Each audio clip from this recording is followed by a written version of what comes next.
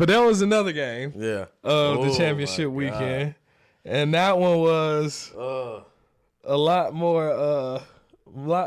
larger of a roller coaster. I'll say that. Oh my God. The second game we had, the Lions are gonna lion. I'm not shitting on the Lions, okay?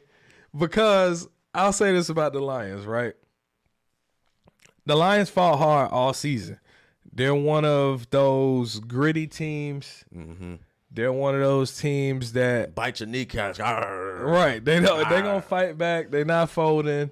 They're gonna be aggressive with the play calling, with the run game. Jared Goff pushing the ball downfield. You know, wide receivers getting yards after catch. Seeing Amon-Ra St. Brown turn some plays into first downs that were not first downs. Mm-hmm. You know, I seen them play the way I seen the Lions play in the first half. However, they were up 17 points. And I'm not going to call it Falcon-esque, but they was up 17 points in the first half. And what the hell happened in the second half, bro? What happened when they came out of the locker room? Well, what happened was they got too caught up in their ways, right? Okay. When you in these moments, man, I don't care if you're up 3 scores in a championship game, in a game to get you to go to the Super Bowl, you stay up 3 scores. And Dan Campbell even kicked a field goal. He did kick a field goal. I was like, Dan is kicking a field goal? Right. What? Which was the right call. That was the right call. I'm like, so why not continue to have the same right call throughout the game? Yeah, it went for it on a couple fourth downs. That was questionable. Now, granted, if Reynolds catches that pass and Reynolds catches then, you know, the story is different. That's who they've been all season. That's what got them there. So I understood the logic. Like, and he said before the game, like, he's going to stick to his plan. I don't care. If they lost that. They gave that game to the 49ers. They did. They handed it to him. One of those fourth downs. And I blame Dan Campbell for that. Because one of those fourth downs, instead of going for it, you can take a field goal. Take the field goal and you still stay up 3 possessions. I'm talking about in the second half after the lead was blown. He went for it on fourth down, and one of those, he was in field goal range. Mm-hmm. He could have kicked the field goal. Mm-hmm. They would have been down by 1, right? But there was another play where he scored, and I believe didn't they go for 2? No, I don't think it went for 2. No. It wasn't for 2. It was something else they did. I'm mixing up with the game they had last week. Mm-hmm. But they had opportunities to take a field goal, and going for it and not converting those fourth downs really killed them. Mm-hmm. Because it ended up being a 3-point game. So, you know, you can blame Dan Campbell, yes, but also the defense, though, to give up all those unanswered points. No, listen, I understand that. You want to, but at the same time, bro, when it's a momentum sport. It's a momentum sport. So on that first fourth down where they were in field goal range and they could have still been up 3 scores. Right. It was 4th and 2. They went and threw it to Reynolds and he dropped it. Right. If you still kick that field goal, you still have the momentum. You miss it on 4th and 2. Now you just gave all the momentum back to the 49ers. Right. But you stay up 3 scores because there are only so many possessions that you have throughout a game. Right. You know what I'm saying? Especially in the second half of the game. And time is going to run out for the 49ers. Right. And speaking of that, too, it was another play. Now I'm recalling the play I was thinking about. When they were on third down, they were on 3rd and goal. I understood it, but they decided to do a handoff to Montgomery and got stopped. Mm-hmm. He gets stopped. They have to burn one of those 3 timeouts. Yeah, that's you talking about at the end of the game. Yeah, you talking about fourth quarter. That was a crucial possession as well because, you know, they make the decision to say, okay, we're going to trust Montgomery to get this. The game was lost at that point. You think so? Oh, absolutely. The game was over at that point. It was done. I think they had a better shot. The game was done. That was the difference between them doing an onside kick and kicking the ball downfield and getting 3 stops. The game was over at that point because what happened was this is when it got out of hand. They fucked up, didn't get that 4th down conversion. 49ers get the ball. They drive down the field. They score. Yeah. Right? Detroit get the ball back, fumble. Yeah. Now 49ers score again. Yeah. Right? Detroit get the ball, don't do anything with it. I think they went for it again, 4th down or some shit like that. Defense stepped up. Warner and those guys, the defense Law, started came playing, out there and they started playing away from what got them up in the begin with, which was running the football, because the 49ers damn sure couldn't stop no run in the first half. No. They rushed for over 130 yards in the first half. Yeah, they was killing them. So why not keep that same formula? And you can still, if that's what got you there, you play conservative, you take the points, and you continue to run the ball because they weren't stopping it. Now you get stopped on 4th down. You give the 49ers momentum. They go down the field. They score. Now they got momentum. Now you get the ball back. You fumble because all the momentum shifted. Now the crowd is back into the game. Well, that's why I said I don't want to say it's Falcon-esque, but it was kind of Falcon-esque. It is, bro. Your coach cost you the game. Because that first half, you could have ran. Yeah. You could have kept running after you had a successful first half of rushing. And second half, and take the points. In the playoff, in the AFC and NFC Championship game, in the Super Bowl, and big time games, you take the points. You stay up 3 scores. Like I said, the key is, I don't care what the analytics say. If you up 3 scores and it's in the second half, the opposing team only has so many possessions to come back. Right. And you don't anticipate on not scoring on a possession when you get the ball. Right. You know what I'm saying? So in the way that you've been playing, controlling the ball in the first half, running the ball, they can't stop anything in the first half. You take that same mentality and apply it, right? You don't give the 49ers all the momentum back, right? Now, you can put blame on the defense for allowing all that to happen, but shit, the coach put their defense in that situation. Okay. Take the points, take the momentum off of them. Now the defense going back out there. You know what I'm saying? Like, damn, we can't even. I get what you're saying, but at the same time, we know Dan Campbell's style. Dan Campbell was doing what he's been doing, and we didn't complain when the shit worked. If he don't change his style, they still won't go to no Super Bowl ever. As long as we didn't complain when it worked. Yeah, but I'm saying in moments, I don't care what your style is. There's a time to be aggressive, and there's a time to not be aggressive. There's a time for that. I don't care what your identity is. You have to play smart at the end of the day. You can't be a dummy in situation.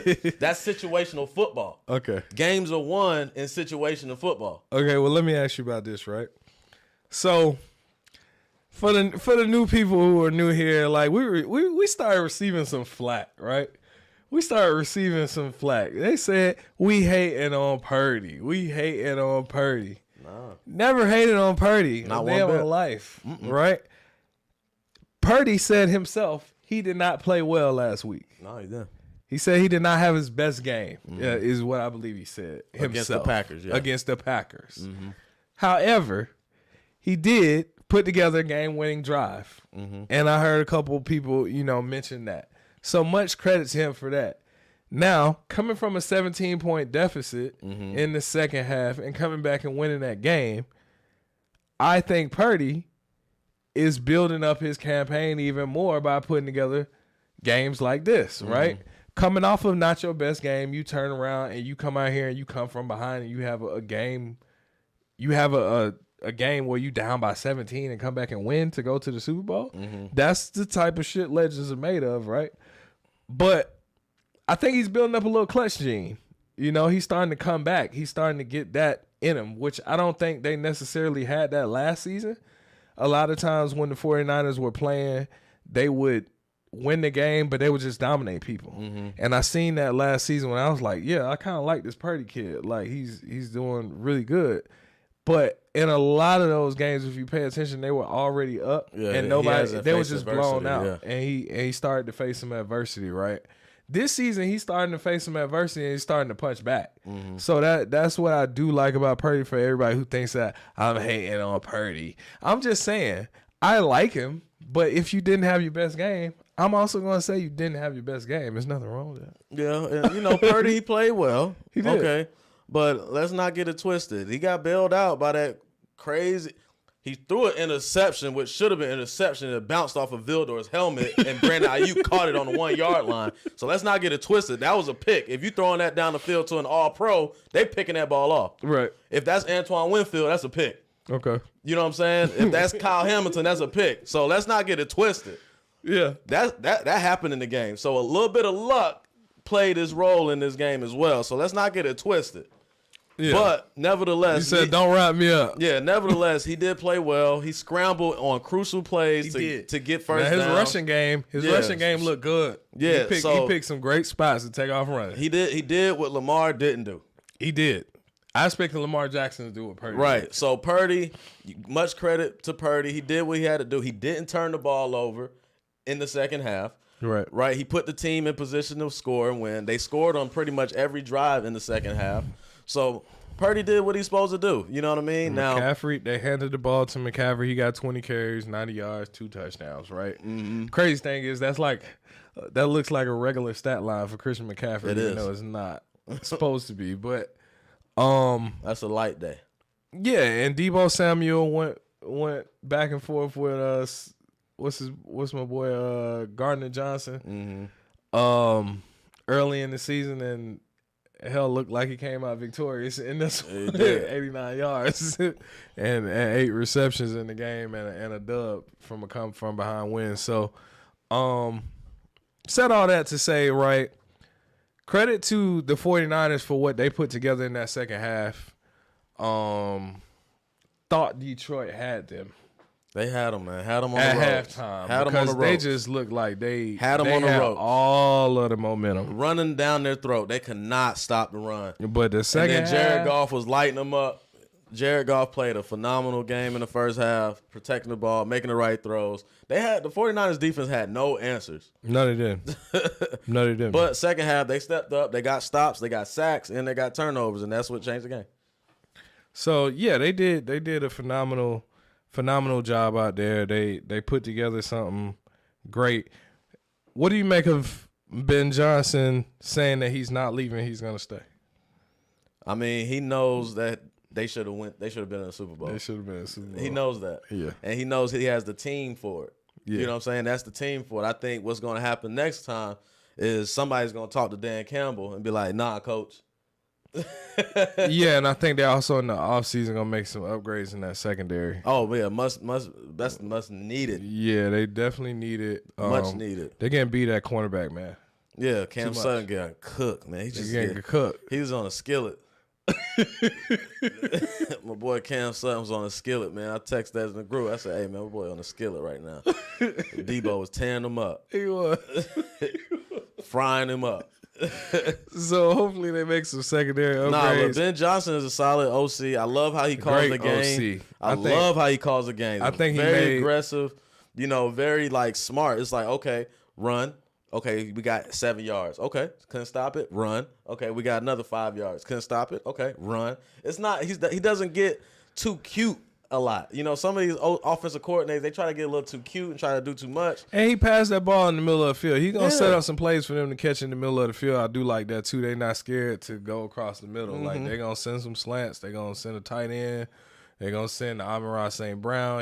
They're going to mix it up. Because the middle of the field. And they rely on yards after catch a lot, too. So he's not going to – they'll pass downfield, but they'll get some short yardage plays and turn them into long plays. Like the middle of the field is high percentage throws, bro. Right. Like if you throwing to the outside, it's low percentage. So it's smart football. You throwing it in the middle of the field, inside the numbers, inside the hashes.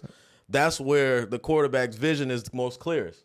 And they gritty, you know what I'm saying? Because that's also where you're going to get your ass hit. Yeah, you got to have some tough guys. But man. He got some tough guys, and he understands like the tenacity that the team play with. So I really do like Ben Johnson. I thought the Falcons would have tried to wait to the end of the season to interview him, but looks like he's not going anywhere anyway. So, hey. Washington probably like rats. They were waiting on him. Barnacle.